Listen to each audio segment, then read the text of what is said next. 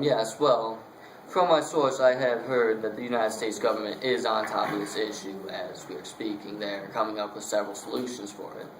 The most, I want to say, provocative one is probably to just take away women's rights of driving to operate a motorized vehicle.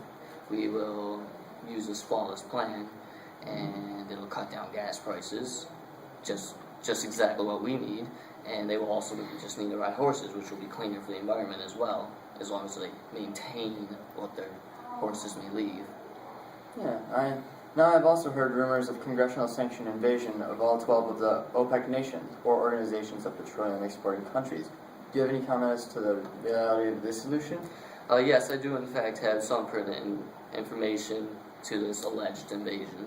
I actually was just researching this topic shortly before this interview. Now, it is true that Congress has sanctioned the declaration of war that the executive branch needed for this invasion for the following countries: Algeria, Angola, Ecuador, Iran, Iraq, Kuwait, Libya, Nigeria, Qatar, Saudi Arabia, the United Emirates, and Arab Emirates, and Venezuela. And several other countries that also have very large deposits of oil underneath their soil. However, what most people don't know about this is that the government is planning to only sell to the European nations that are in the Union and keep the rest for America and just cut everyone else off. And how do you think this objective will be ascertained?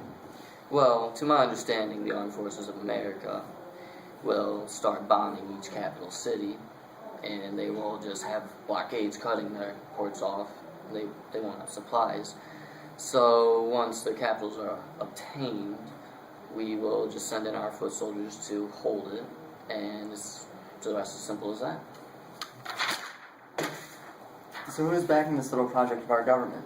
Well, obviously the President, Congress, and then the European countries that we will be selling to for a very fair price, I would add.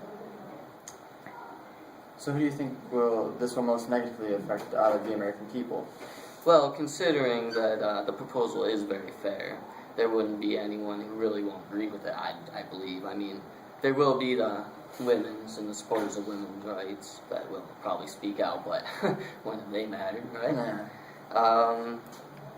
They'd probably just think it's unfair, but that's wrong, because it'll help the nation as a whole to move us forward.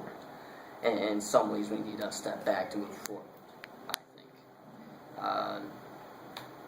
I think it's going to be alright. We're all going to be okay after that. Well, thank you for your point of view, and now let's go to Billy to see what he has to say about this. You're welcome, Chuck. Okay, so we're here with Nico. I was just wondering, do you agree with going to war and restricting women from driving, or do you think that's just too extreme? Well, honestly, raising gas prices isn't that hard of an issue to solve. All we have to do is make more fuel-efficient cars. That would make the need for gas smaller, and it would help us to reduce the overall price. We could also lower our dependency for cars like cheap public transportation or stuff like that, or use cars that need solar energy or electricity. Okay, great.